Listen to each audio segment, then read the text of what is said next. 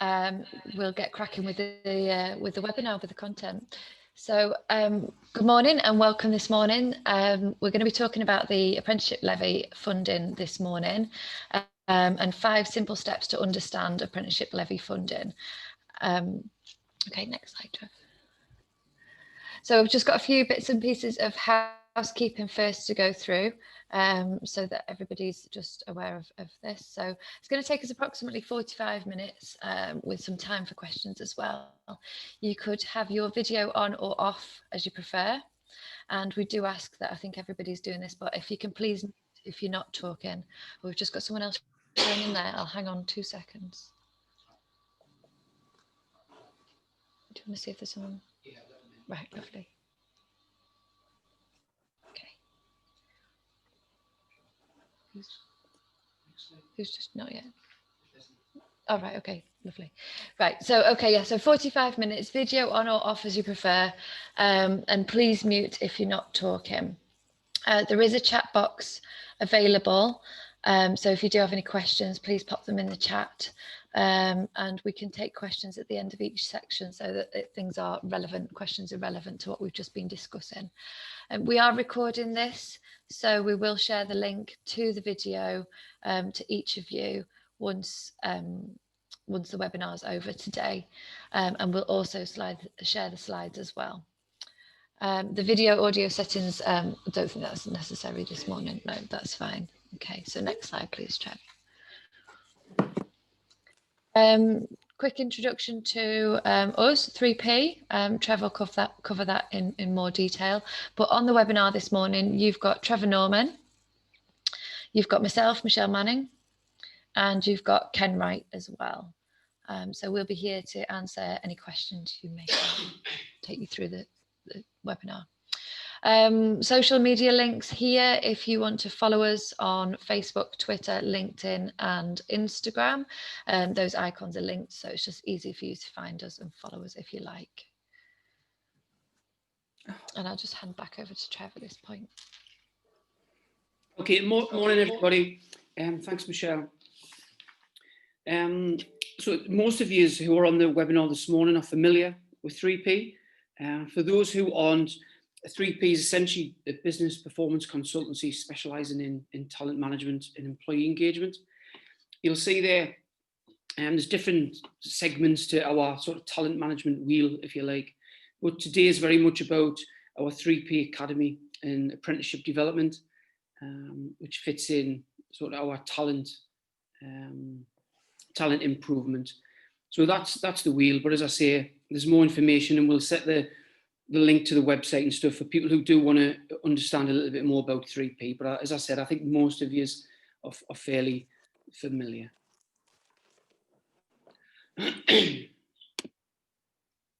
Okay, so as Michelle mentioned earlier, there's 5 key points of what we're going to talk about this morning. First one is what is the levy? It seems like an obvious question, but I guess just by the attendance today and other queries and stuff that we have and other conversations we have, it's still really sort of lacking in awareness generally across the UK.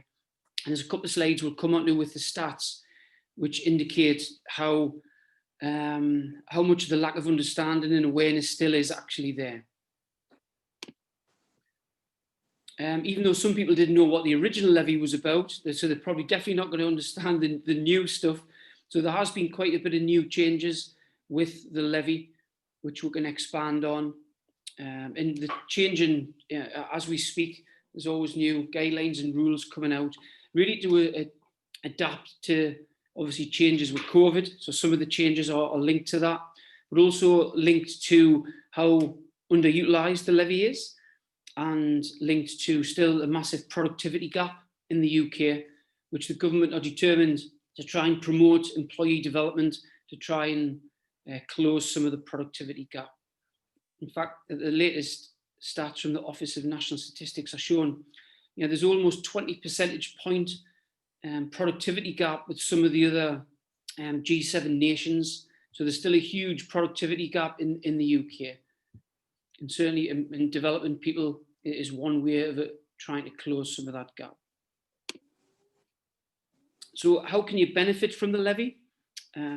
Sort of from an organisational perspective, departmental perspective, but also an individual and an employee perspective as well. So who is the levy for? So we can cover that in more detail. And probably the bit where the most lack of awareness is how does it actually work? You probably speak to 20 people and they'll all tell you it's different, slightly different way, but there's some key guidelines on how it has to work. And then each organisation and provider can be flexible within that. But there's some strict guidelines to follow, and it's all Ofsted inspected. So it's quite stringent in terms of that side of things. And at the end, the last slide or two, Michelle will take you through some of the key things that 3P get involved in terms of our portfolio. But we'll promise it won't be too salesy. We'll just tell you what we do. And we use our network when there's things that we cannot offer. But it's just one or two things where we specialise in, to be honest. Okay then. So I'm just going to start with this slide. So what is the levy not? There's still a thing where people tend to think starting an apprenticeship or having someone on an apprenticeship program is very much about a technical, traditional type qualification. So bringing in a 16 or 17-year-old who's going to be a plumber or a mechanic or an engineer, sort of that type of thing. That's obviously certainly not the case. It's not just for young people on traditional courses. It's available, there's hundreds and hundreds of different standards available. And essentially an apprenticeship program, yes, you can bring someone new into the organisation who's 16, 17, but it's an adult upskilling program. So you can use the government funding to basically develop anyone in the organisation, whether they're 16 or whether they're 60. There's no age limit on it. And it doesn't matter what level you're at, where you work, what industry. It is literally for anyone who you want to develop.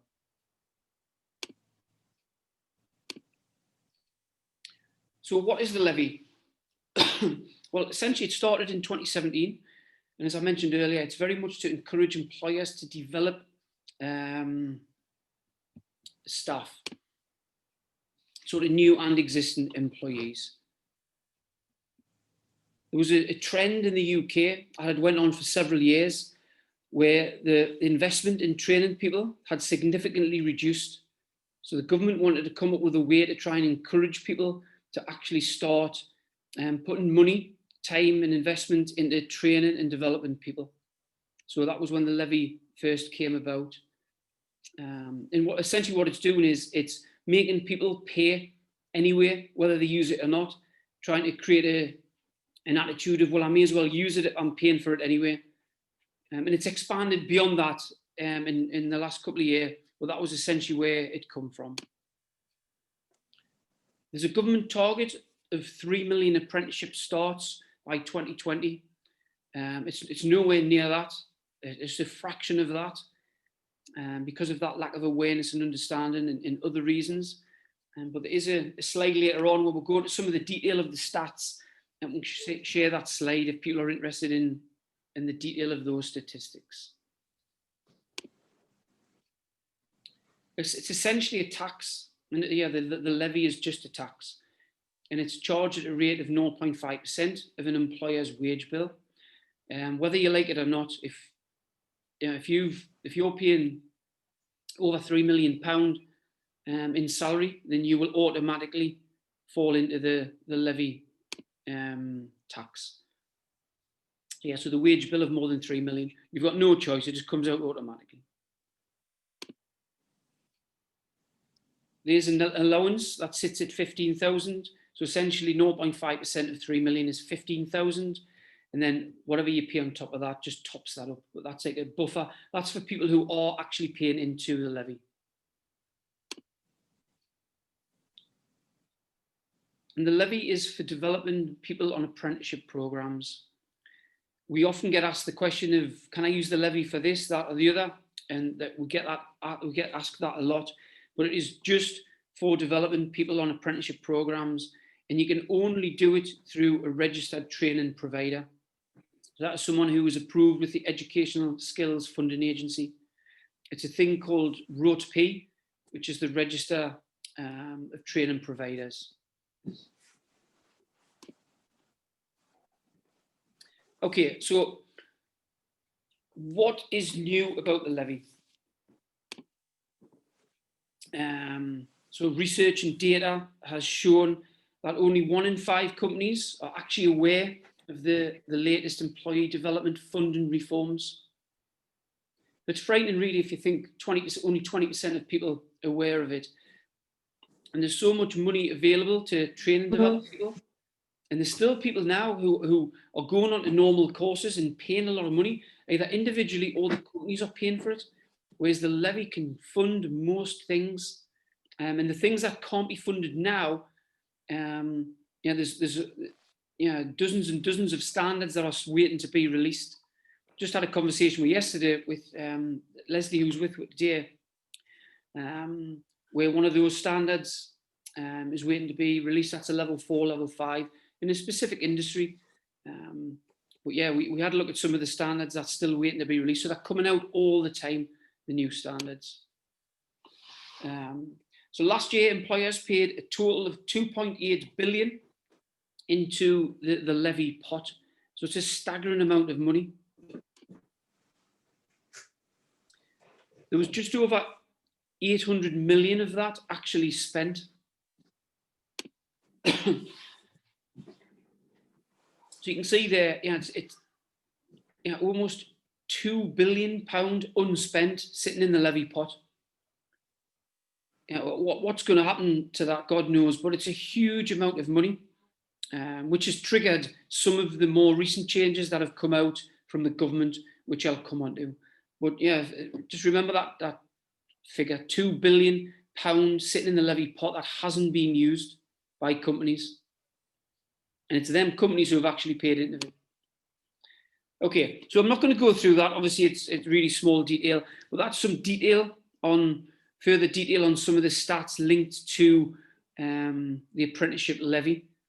And we will put a link on the slides that we send you as well, which takes you to the government website that goes into the levy detail and statistics in more detail. For the people who are interested in that, there is some really interesting stats, and it's broken down by year groups and regions, etc. Okay, so what is new about the levy then?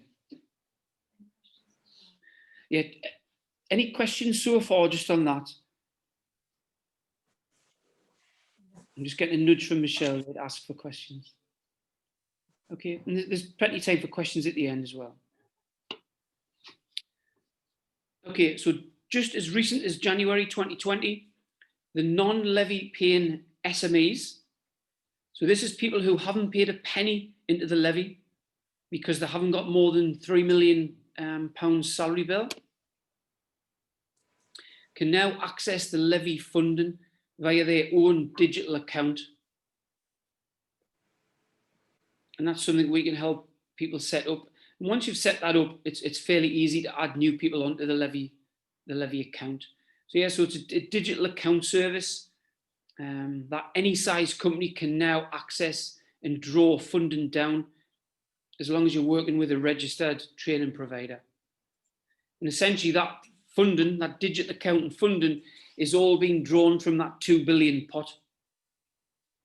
So essentially the large companies are subsidising the SMEs to develop their people, which just seems to me like a brilliant thing. You can also get access to a minimum of 95% funding for the apprenticeship programs. So this is for SMEs. It used to be 90% funding. So it used to be 10% co-funded, but it is now even less than that. So it's only 5% contribution from the SME now. Yeah, so it went from 10% to 5%.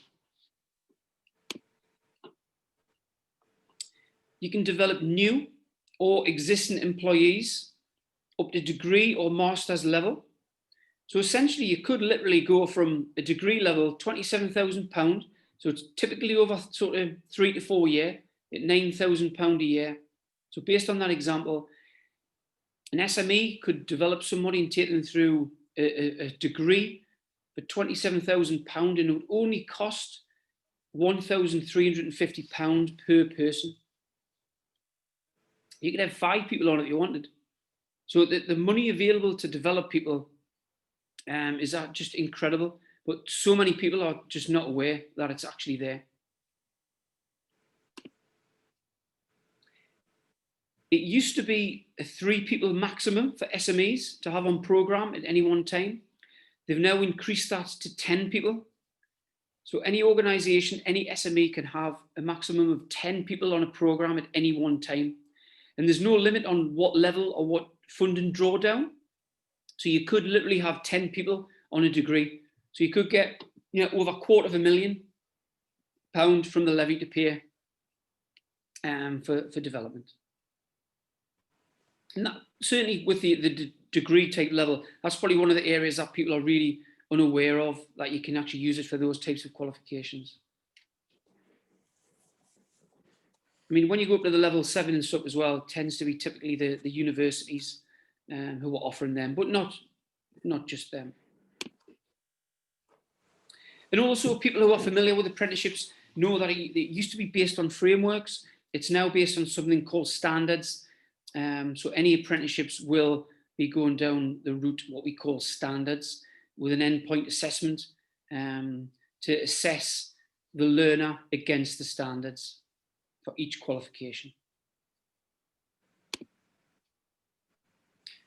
Okay, there's also some additional incentives and grants for recruiting new apprentices. Again, I had a good conversation yesterday with Leslie and another lady who was on a call with her. And again, different incentives and grants are changing all the time because of COVID. And also certain regions across the country, there's extra incentives that have just been brought out where you can actually get, for new apprentices, you can actually get wage subsidies, but that is just in certain regions of the UK. And it's best to go direct through the local authorities to see if you can get access to that wage subsidy funding. Certainly in the Northeast, you go through the Northeast Local Enterprise Partnerships or the other regional equivalents. I'm sure they'll be able to help. So typically for 16 to 24-year-olds, you'll receive £2,000 to be used on anything you want as a business. 25 and over, you receive 1,500. And these payments are in addition to the existing £1,000 that you'll already get for taking on an apprentice. So if you take on a new apprentice who is, say, aged 18, you will get the £2,000 plus the current £1,000. So you'll get £3,000 for each person. And that is just paid as a grant that doesn't have to be paid back. And it's paid in 2 installments. Yeah, so there's no clawback if they don't finish and that type of thing. It's £3,000 grant.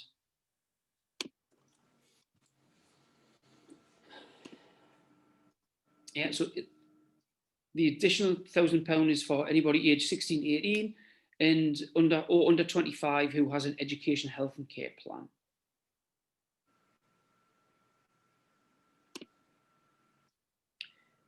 You can also get an incentive payment when you hire an apprentice who's been made redundant, if they are new to your company. And there's a link there to go into more detail around that because there's quite a lot of guidelines and instruction on exactly how that works. As I say, it is changing all the time. Okay, so in terms of benefits of the levy for organisations, we've just broken or split it into 5 key categories, which is workforce development strategy. So it can certainly help you with building that strategy for the workforce development because it's going to essentially create an opportunity to do that. And you can look out into the future. It's not funding that's going to be taken away at any time. It's here for the foreseeable future. So nothing's going to change with it. So you can build longer term strategy around the apprenticeship levy for workforce development. So cultural elements. Yeah, I'm sure most people like to be involved in culture where self-improvement and development is encouraged. So it can certainly help with organisational culture. Employee engagement. Again, linked to that productivity gap that I mentioned earlier, one of the key factors of employee engagement is when people feel that they can actually get developed and grow as individuals. So it can certainly help with employee engagement. It's a key desire of a lot of people to be developed. And even though some people don't think they necessarily want to go on a full program, in our experience, sometimes once they're on it and we can encourage them to go on it, then they feel extremely proud of themselves and feel valued, that they are learning new skills and getting a qualification at the end of it. So it can be really rewarding from that point of view. Productivity. So the whole point of developing people ultimately is to improve performance. So improve performance of the individual, but also improve performance of the organisation. And productivity, as I mentioned, it's a key gap, economic gap in the UK. And it's often said people want to improve the productivity, but they're not prepared to put the investment into the people to develop and train them. So you've got to put that investment in. Anyone who's buying a bit of equipment or whatever, there's always a return on investment calculated. People, it's a bit more difficult to link it tangibly, but it's exactly the same. If you invest in your people, then you'll tend to get the reward. And then obviously it just gives you a ready-made training budget. As I said, there's £2 billion sitting there, and as SMEs may as well take a part of that pot.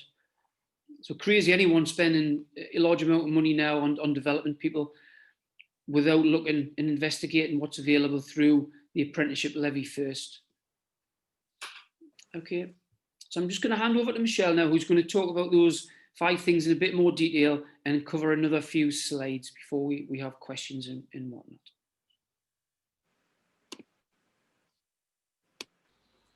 Thanks, Trev.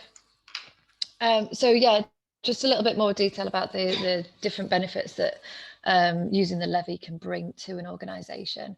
So in terms of strategy, as Trev mentioned, it's an excellent way of helping you to develop a workforce development strategy and building it into that, because it is a productive and effective way to grow your talent and to really kind of build up a motivated workforce.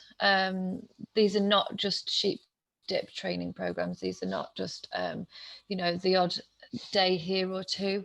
It's consistent development and development of a person as well. So like an individual, but it can be built into a wider strategy for your business. Okay. Using the levy, you can build a culture of continuous professional development and continuous improvement, and particularly for those SMEs now who used to only be able to have 3 people on an apprenticeship program at any one time. Now with the limit that's been increased to 10, it's much easier to develop cohorts of people or to have a rolling program of development, so that you start 1 or 2 people off. And then, as the program moves forward, you then bring on another couple of people, and you've got that continuous professional development of your people. And it's an excellent way to be able to take advantage of that. The peer-to-peer support of developing more than 1 person on any one program can be invaluable. So, for example, you've got the likes of the lean qualification, which is a great program for the likes of sort of a cohort of 5 to 10 people, really, and you can develop that as a group and really bring the benefits in from that. But even the likes of the leadership and management training, if you've got more than 1 person on that at any one point, they can offer each other that peer-to-peer support.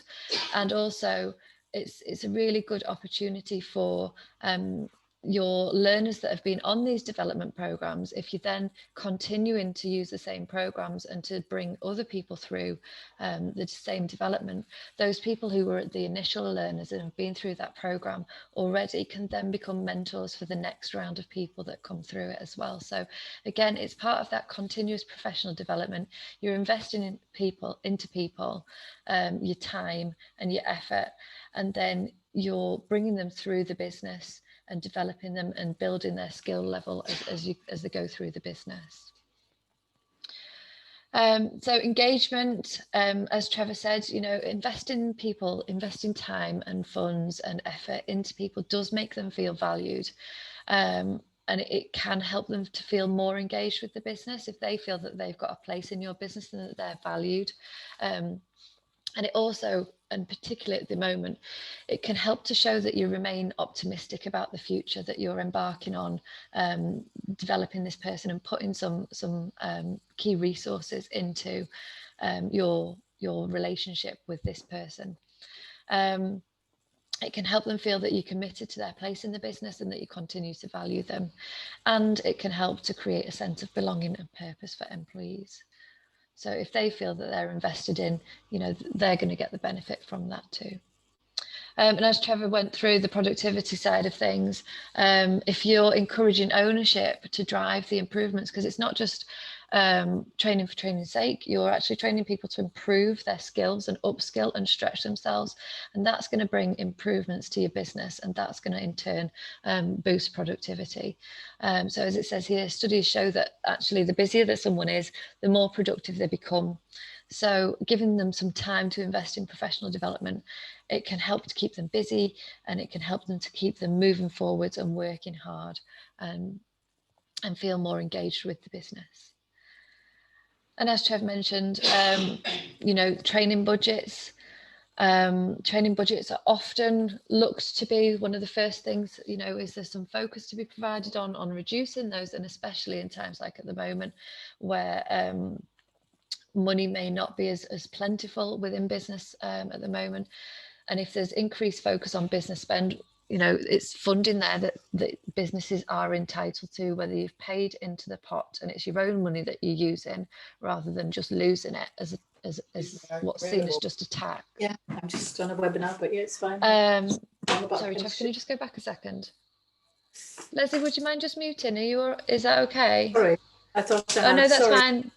No, that's fine. I just wasn't sure if it was a question at first. No problem. Thanks.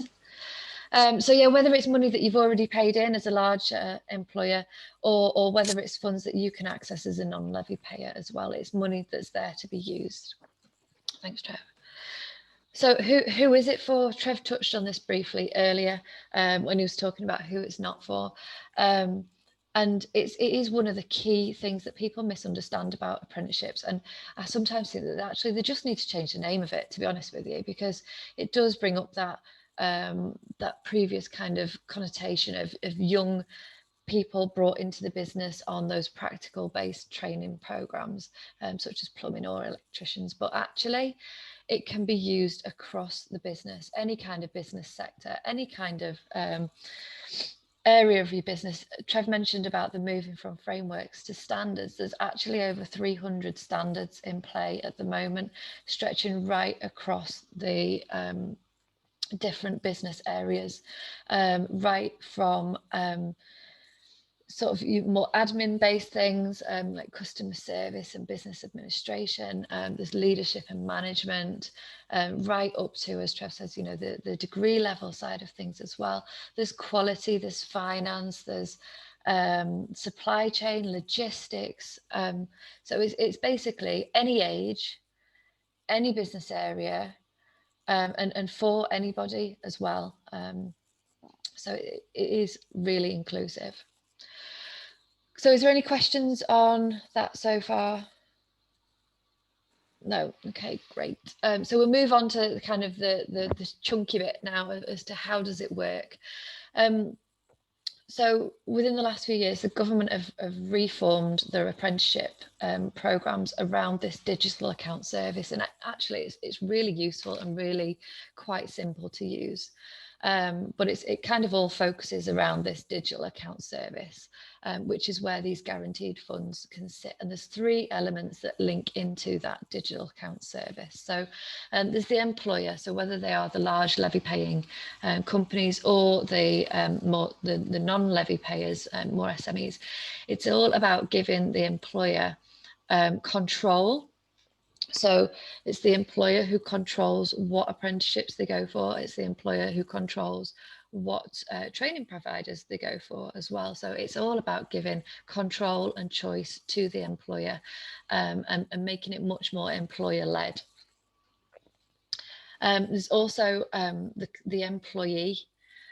So as we mentioned, it can be new recruits of any age, and it can be existing employees of any age. And the key things that this is all about, it's all about stretching, and it's all about upskilling. And from the employee, the key element for them, it's about commitment. And I'll go on to that in a little bit more detail shortly. And then there's also training providers, so like ourselves. As Trev mentioned, you must be registered on the Register of Approved Training Providers. And the government recently, last year, went through a massive initiative where every training provider had to reapply and go through another sort of due diligence process. Yeah, and they basically culled a big percentage of the training providers that were actually on the list. Because they weren't up to standard, they weren't doing what they needed to do. So as a main training provider, 3P, we had to go through that process as well. So I'm pleased to say, obviously sitting here today, that we passed that process. So are on that register of approved training providers. You have to deliver to standards. So these are government set standards. And again, it's all about compliance, and making sure, as Trev mentioned, we're Ofsteded. So you've got to make sure that compliance box is ticked and that everything is done in the right way. And that's where Ken, who's on the webinar today, Ken sits with the compliance side of things. So make sure that we're doing everything that we should be doing. And for us as a main training provider, the key thing that's important to us is about that relationship with us and with the employer and with the employee. And I'll come on to that a little bit on the next slide as well. Okay. So we mentioned before about apprenticeship commitment. And this is something that is really critical, that the employer commits to support the apprenticeship. As I've mentioned before, it's not just a sheep dip training. It's not just like a 1 day or a week-long program. These apprenticeships, the minimum from the government is actually 1 year and a day. And many of the programs stretch between 1 year, 18 months, and up to the degree sort of things, which are 2.5 years. So it is an undertaking. And for it to be successful and to bring the benefit to learner and the organisation, that support from the employer is invaluable.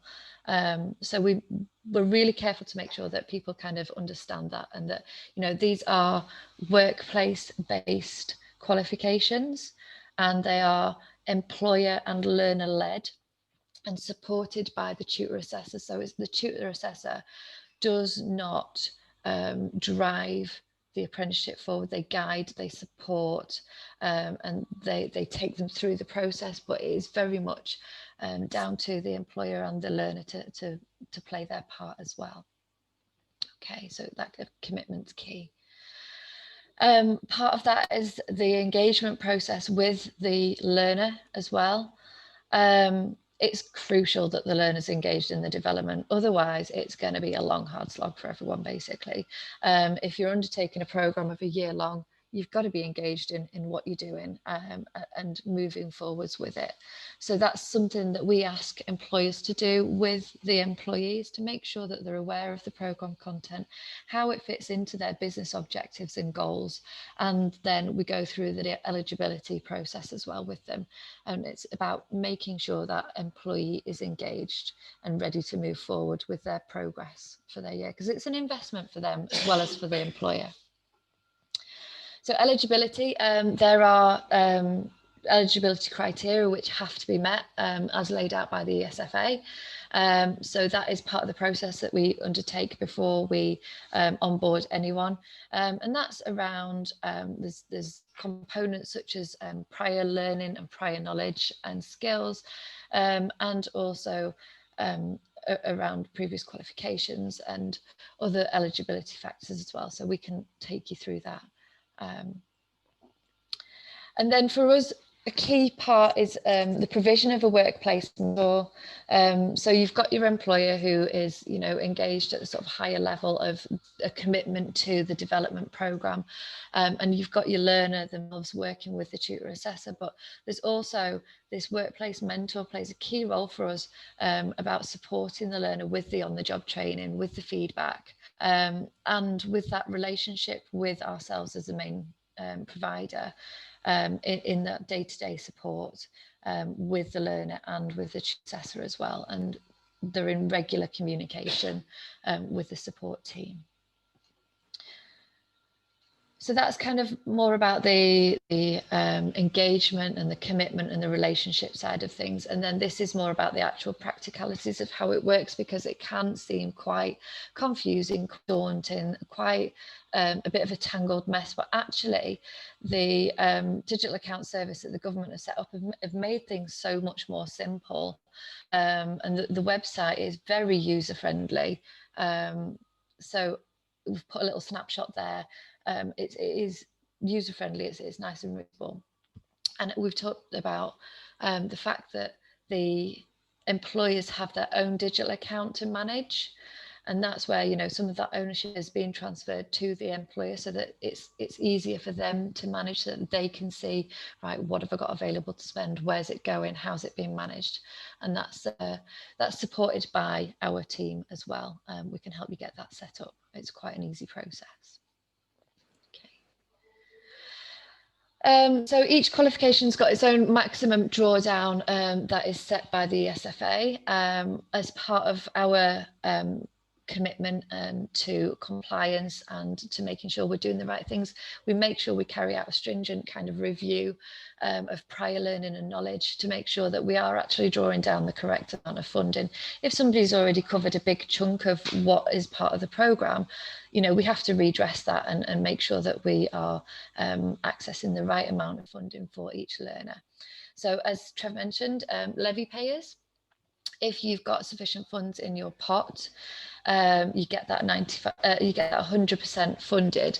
If you've actually used up all your balance because you've got an extensive apprenticeship training programme ongoing already, you can still get 95% funding for a qualification, and you will only have to pay that 5%. So no matter how many people, I think for the levy payers, you could put loads of people on, you're still going to get 95% funded if you've used up all your pot.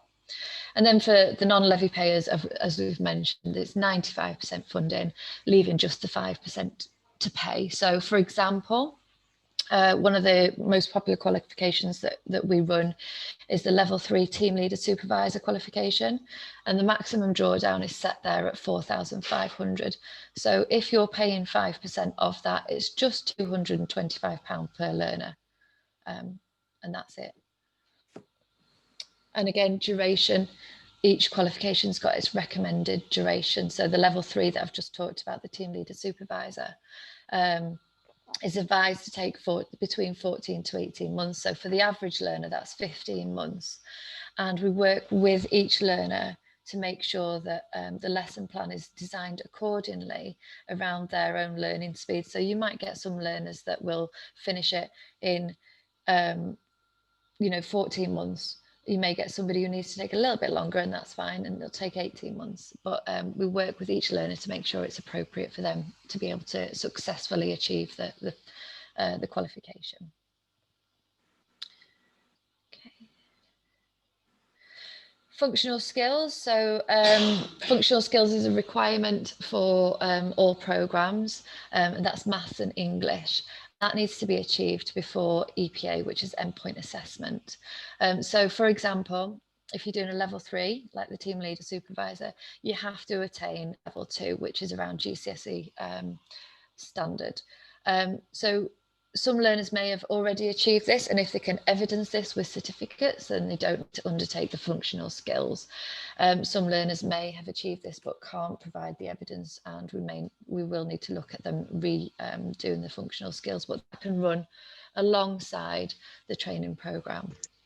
But it doesn't form part of the 20% off the job training. Somebody's just logged back in. Right, lovely. Thanks, Trev. So the off-the-job training, we've got a lot of questions around this, but this is standard to all the apprenticeship programmes, and it needs to be built in and facilitated to happen during contracted hours and to be evidenced. So the workplace mentor and the assessor and the learner will work really closely together to find the right way for the learner and for the business and cover what can be allocated. So it's all about stretching and it's all about upskilling. Okay, so there's lots of things that can be attributed to the 20% off the job to be able to show that it's supporting the development of the learner and it's stretching them and it's upskilling. Okay, and so on the job training, there are elements of workplace-based projects as well as part of that portfolio of evidence, and this is actually really beneficial for morning Lucy, how are you doing? Not a problem for jumping in late. Thank you. Yeah, so the workplace-based projects, this is where there's a lot of benefit to be had for the business as well, because while your learners are learning and upskilling themselves and developing themselves and stretching themselves, they're actually taking areas of the business to drive some improvement in as well. So the employer and the workplace mentor and the tutor assessor will work with the learner to find appropriate projects, and that's where, as I say, the business can get a lot of benefit from selecting those areas of things to be worked on. Okay.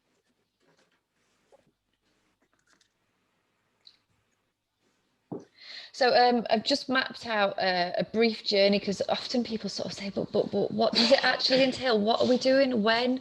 So again, using the level 3, the team leader supervisor as a bit of an example, I've mapped out a brief journey of what it does actually look like for the learner. So there you go. So pre-program, we put a lot of time and effort into the pre-program elements of it. So those employer onboarding meetings, the apprentice engagement, and making sure everybody's on the same page, and everything is as it should be. So that all happens pre-program. When we start the program, we have an induction session with everybody there, and again, that's about being on the same page. There's also lots of paperwork to fill in, because it is controlled by the ESFA and it is government funding. So, you know, all the I's have to be dotted and the T's have to be crossed. And at that point, there is a functional skills initial assessment as well, which feeds into the government data as to what level of functional skills people have across the country. So, for example, month 1, once we've got the programme kicked off and the tutor assessor is working with the learner to set them some initial tasks. In month 1, they start off with doing the diagnostic on the functional skills if it's needed. They'll start the development plan as well, and they'll start with the first modules of the apprenticeship. Okay, and those will continue for the next few months. By month 4, that's when the apprentice and the mentor decide on the projects, and that's got input from the employer and the tutor assessor as well. And then if needed, they'll do the mock exams for the functional skills. We generally like to have functional skills passed by month 6, but if needs be, an additional support is needed, this can go on as long as it's passed by before you get to gateway for EPA, then that's okay. And then also month 6, completion of mock tests and practice discussions for EPA. So endpoint assessment is done in various different ways for the various different qualifications, but will often comprise of a portfolio. So that evidence-based work that they've been undertaken. There may be some professional discussions as well. to undertake. So each, as I say, each programme is different, but there's a variety of different ways of assessment. So by month 12, they'll be practicing for the interview for EPA. And then by month 14, they'll be finalising portfolio, bringing everything that they've been learning together, all the evidence that they've been working on, and providing for their 20% off the job. So again, it's really important that that's evidence throughout, right from the start, because it all builds up towards the portfolio. And then we look at the gateway to EPA, and we decide who the EPA provider will be with the employer at that point. And then by month 15, hopefully successfully achieving endpoint assessment, and congratulations are in order, because that's a successful completion of the programme. But as we said, you know, depending on learner requirements, additional time can be given as well to make sure each learner is supported in the way that they need to be to successfully achieve that. So hopefully that kind of gives you a bit of a whistle-stop tour of what it might look like. You know, we get questions about, well, what's the contact time? Is it like day release? And again, it's slightly different now in that, you know, we're doing a lot more things remotely, but contact time is generally sort of once a month with the learner and the tutor assessor, but there is regular communication by email, by phone, and they're always kind of at the other end of the whichever it is, you know, by phone or by email, to help support that, and then, you know, give them the targets that they need to achieve within the month. So they are taken through and guided through that with that lesson plan. Okay. So just briefly to cover off, before I do this, is there any questions on the sort of how does it work side of things? Because we do get a lot of, you know, confusion as to, well, how does it actually work? No, champion. Right, so 3P portfolio, I'm not going to spend a lot of time on this. There are links within these slides to for you to investigate more if you like, but the 3 key areas that we work with within 3P is that leadership and management development, and we've got a couple of levels available for that. But also customer service and business support. That's kind of a key area of development for a business that can actually provide a lot of benefits, because you know, the business support areas kind of touch all areas of the business. So if you work on developing these people, you can actually see a vast amount of improvement. And customer service as well. It's all about your company's reputation and the customer loyalty. And these are some of the areas that people actually don't really connect with apprenticeships. They just don't see that that's the kind of qualification that can be undertaken. But as we said, you know, with 300 standards to go for, there's all sorts of things. There's things like digital marketing. There's you know, lots and lots of different things.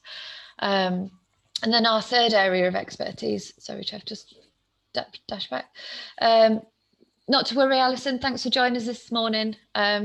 We'll see you soon. Yeah, our third area of expertise is the lean and continuous improvement, which is a new standard, relatively new standard, and is set at quite a high drawdown amount actually, because of the value of the qualification. So as you go through the next 3 slides, you can see there's a little overview of each. Okay. And the buttons that says find out more will take you to a document like this that can give you more information on it. But these are some of the sort of the key areas that we work with. So you've got the level 3 team leader supervisor, the level 5 operations departmental manager as well. We've got customer service practitioner level 2, specialist level 3, and the level 3 business administrator. We can also look at other levels as well within these.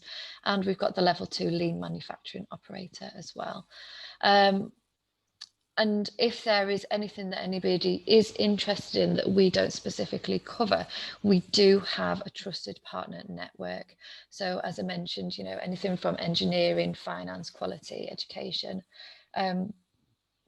if it's not something that we particularly do manage, we can help to signpost and build those connections for you, and find the right provider for you from within our network. So please, if there is anything that isn't on our specific list, come to us anyway, and we can help guide you to the right people.